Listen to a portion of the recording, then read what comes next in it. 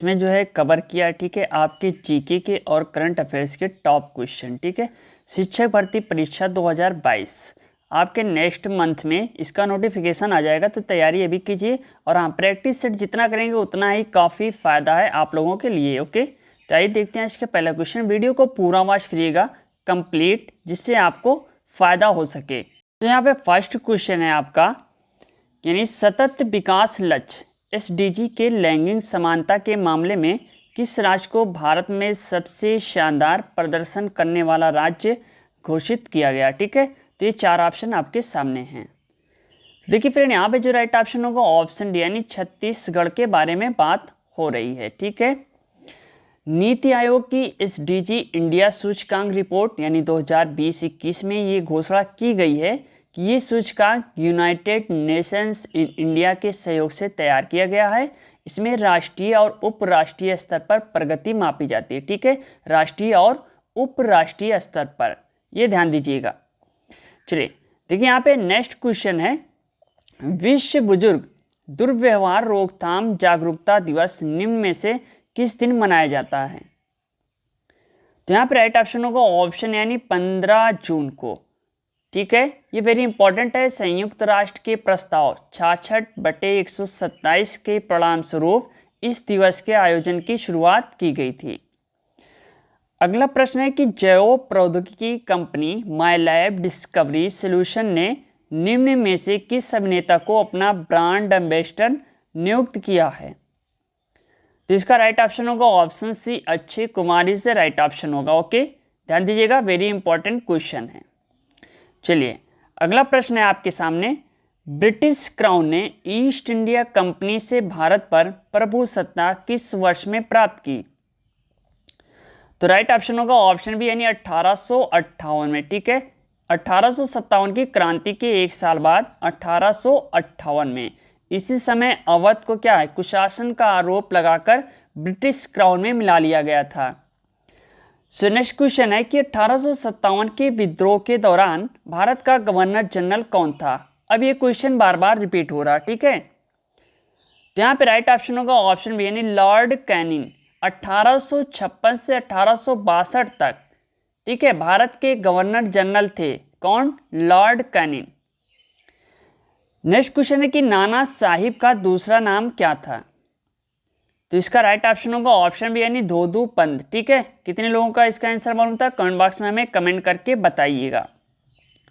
चलिए so next question है यहाँ पे कि 1857 का विद्रोह निम्न स्थानों पर हुआ था, उनका सही क्रम ये बताना है आपको। तो राइट ऑप्शन होगा ऑप्शन डी, यानी 4, 2, 3, 1, बैरकपुर, मेरठ, दिल्ली और झांसी। तो ये होगा इसका सही क्रम। ओके फ्रेंड, चलिए अगला क्वेश्चन है, निम्न में से किसने अंग्रेजों के विरुद्ध 1857 के संघर्ष में भाग नहीं लिया था, ठीक है। तो काफी इंपॉर्टेंट है, यहाँ पे नहीं शब्द लगा हुआ है, तो इस हिसाब से इसका राइट ऑप्शन होगा ऑप्शन में, यानी टीपू सुल्तान इससे राइट ऑप्शन होगा, आप नोट कर लीजिएगा। चलिए सो नेक्स्ट क्वेश्चन है, इंग्लैंड के, ठीक है, इंग्लैंड के हाउस ऑफ कॉमन्स द्वारा भारत के किस गवर्नर जनरल पर महाभियोग चलाया गया था। यहाँ पे राइट ऑप्शन है ऑप्शन है वॉरेन हेस्टिंग्स। देखिए इंग्लैंड के हाउस ऑफ कॉमन्स द्वारा हेस्टिंग्स पर महाभियोग चलाया गया था। बर्क ने हेस्टिंग्स को चूहा और न्योला, एक झूठा, बैलों का ठेकेदार और अन्याय का मुखिया, ठीक है, कैप्टन जनरल ऑफ इनक्विटी इत्यादि संज्ञाओं से संबोधित किया था। चलिए अगला क्वेश्चन देख लेते फटाफट, निम्नलिखित में से किसको लॉर्ड कर्जन का सबसे उपयोगी और महत्वपूर्ण सुधार माना जा सकता है, विशेषता अविभाजित पंजाब प्रांत में रहने वाले लोगों के संबंध में। तो राइट ऑप्शन होगा ऑप्शन डी, यानी कृषि सुधार, वेरी इंपॉर्टेंट है। चलिए अगला प्रश्न है कि नापे किसका एक प्रकार है। तो राइट ऑप्शन होगा ऑप्शन बी, यानी वलित संरचना का, ये ध्यान दीजिएगा। सो नेक्स्ट क्वेश्चन है, सुनामी का मुख्य कारण क्या है, क्वेश्चन नंबर 12। तो राइट ऑप्शन होगा ऑप्शन सी, यानी समुद्र सतह पर भूकंप। देखिए सुनामी तरंग नहीं बल्कि तरंगों की एक श्रृंखला होती है, ठीक है, जो महासागरीय नितल के निकट अथवा उसके नीचे भूगर्भिक परिवर्तनों के कारण पैदा होती है। ये इतना ध्यान रखिएगा। ओके, चलिए अगला प्रश्न है, विभ्रंश घाटी बनती है। ठीक है, तो यहाँ पे आपके 4 ऑप्शन है, वेरी इंपॉर्टेंट है। राइट ऑप्शन होगा ऑप्शन में, यानी 2 भ्रंशों के बीच।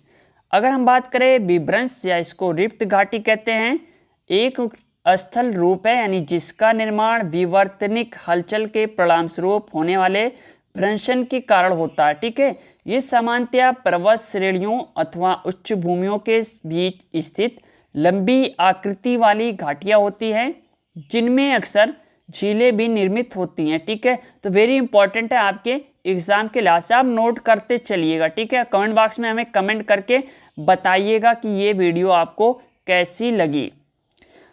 चलिए अगला प्रश्न है कि स्थल मंडल शब्द किससे संबंध रखता है।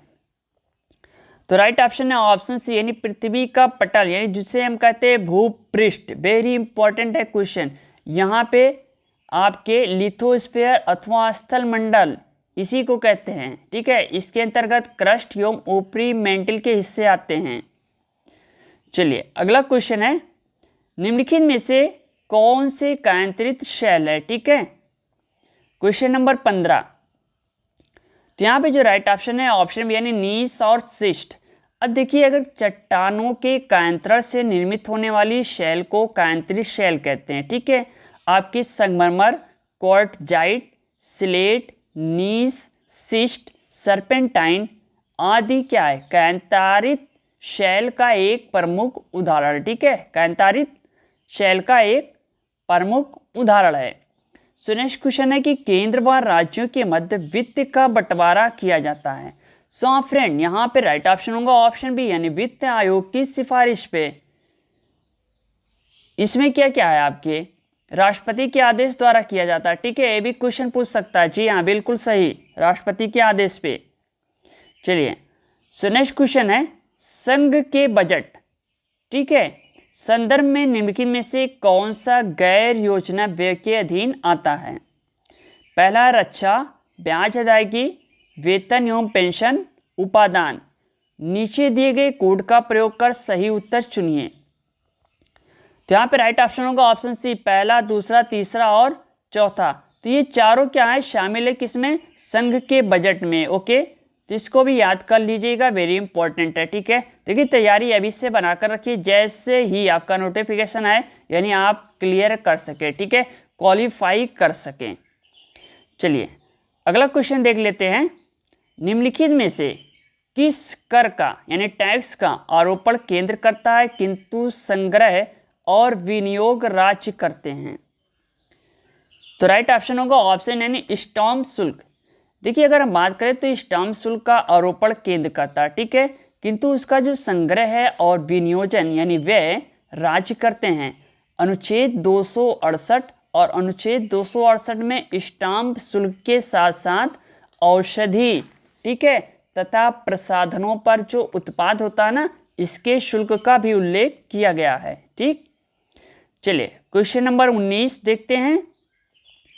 सरकार के निम्नलिखित कार्यों पर विचार कीजिए। पहला है कर दरों में कटौती, दूसरा है सरकारी व्यय को बढ़ाना, तीसरा है उपादानों को समाप्त करना।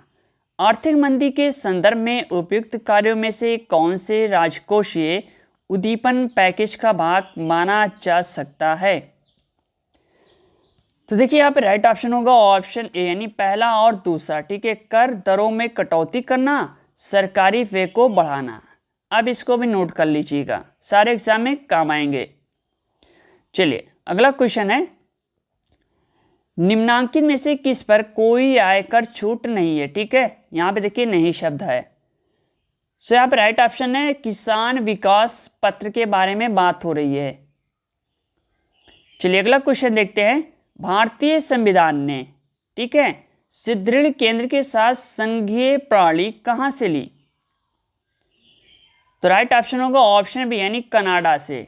कितने लोगों का इसका आंसर मालूम था, कमेंट बॉक्स में हमें कमेंट करके जरूर बताइएगा।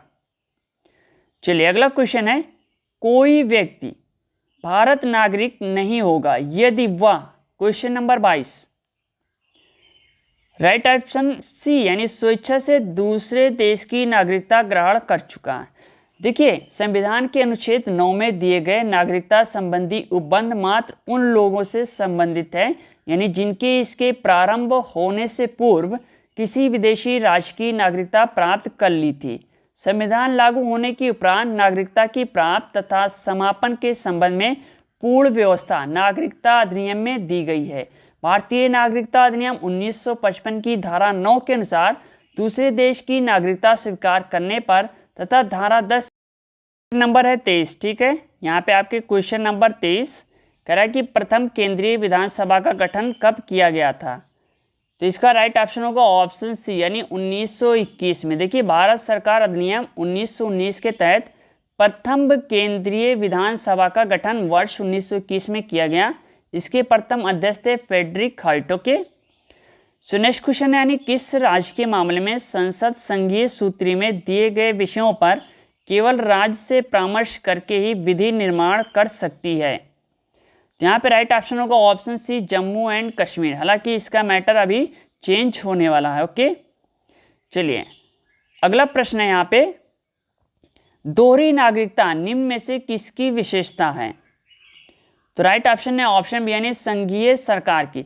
देखिए, सरकार में दोहरी नागरिकता संघ एवं राज्य, ठीक है, की हो सकती है। अमेरिका की संघीय सरकार में दोहरी नागरिकता का एक एग्जाम्पल माना जाता है, ठीक है। चलिए अगला क्वेश्चन है क्वेश्चन नंबर 26, यानी जब कोई वस्तु ऊपर से गिराई जाती है तो उसका भार क्या होगा, ठीक है, अगर हम ऊपर से किसी चीज को नीचे गिराते हैं।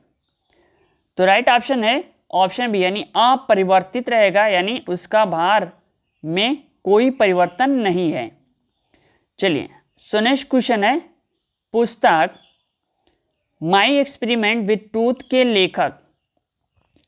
तो यहां पे राइट ऑप्शन होगा, देखिए ऑप्शन सी, ठीक है, option C is the right option होगा। सो नेक्स्ट क्वेश्चन है 52, निम्नलिखित में से वह व्यक्ति कौन है जिन्हें भारत का राष्ट्रपति बनने से पहले भारत रत्न का अवार्ड मिला था। तो यहाँ पे right option option C doctor S Radhakrishnan. Very important है, आप नोट कर लीजिएगा। चलिए अगला प्रश्न है क्वेश्चन नंबर 53, ध्यान दीजिएगा, निम्नलिखित में से भारत रत्न का सम्मान पाने वाले पहले व्यक्ति कौन थे। तो राइट ऑप्शन है ऑप्शन सी यानी CB Raman is a right option. Okay, so next question है कि हाल ही में DRDO ने देश में निर्मित सतह से हवा में मार करने वाली किस मिसाइल का 2 बार सफल परीक्षण किया। तो राइट ऑप्शन है option D VLSRSAM। Very important, ठीक है, किसने किया है, DRDO ने। वेरी इंपॉर्टेंट है, ठीक है, इसे नौसेना में शामिल किया गया। चलिए सो नेक्स्ट क्वेश्चन देखते हैं, भारत ने हाल ही में मालदीव के साथ कितने करोड़ डॉलर के रक्षा ऋण समझौते पर हस्ताक्षर किए। तो इसका राइट ऑप्शन होगा ऑप्शन में यानी 5 करोड़ डॉलर। वेरी इंपॉर्टेंट है, ठीक है, ध्यान दीजिएगा। चलिए सो नेक्स्ट क्वेश्चन है क्वेश्चन नंबर 56, भारत और किस देश ने 19 फरवरी 2021 को वीजा सुविधा और चमड़ा प्रौद्योगिकी के संबंध में 2 समझौतों पर हस्ताक्षर किए। तो राइट ऑप्शन है ऑप्शन यानी इथोपिया, ठीक है, वेरी इंपॉर्टेंट है, Ethiopia is the right option होगा। 1952 में राजदूत के स्तर तक बढ़ाया गया था इसको।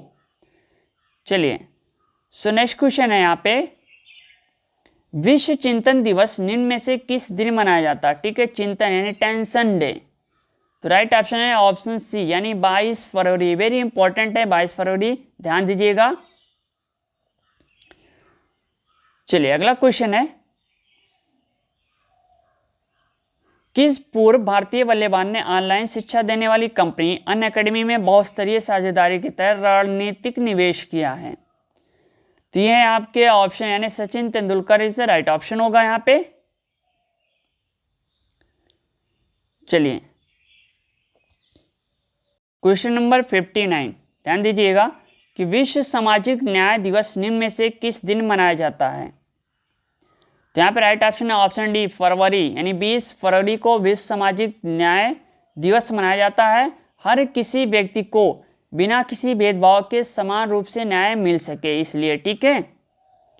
चलिए अगला प्रश्न है यहाँ पे फ्रेंड, क्वेश्चन नंबर 60 देखते हैं कि भारत ने मालदीव की सामुद्रिक सुरक्षा के लिए कितने करोड़ रुपए का समझौता किया।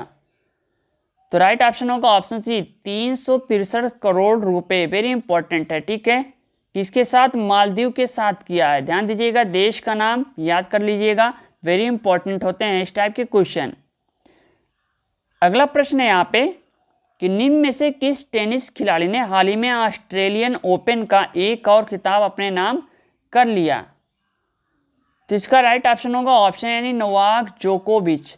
देखिए, सर्बिया की ये दिग्गज टेनिस खिलाड़ी नोवाक जोकोविच ने हाल ही में ऑस्ट्रेलियन ओपन का एक और खिताब अपने नाम कर लिया, ठीक है। ये इनका 18वां ग्रैंड स्लैम खिताब होगा। चलिए अगला प्रश्न है अंतर्राष्ट्रीय, ठीक है, मातृभाषा दिवस निम्न में से किस दिन मनाया जाता है। यहाँ पे अंतर्राष्ट्रीय के बारे में बात हो रही है, तो राइट ऑप्शन होगा ऑप्शन डी 21 फरवरी को।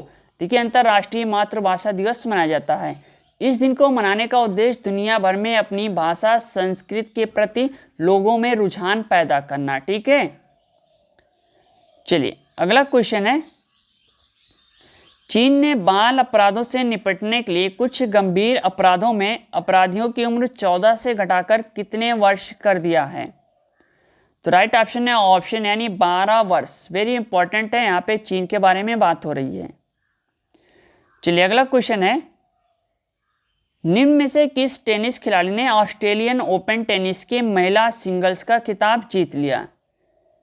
तो यहाँ पे राइट ऑप्शन है ऑप्शन बी नाओमी ओसाका।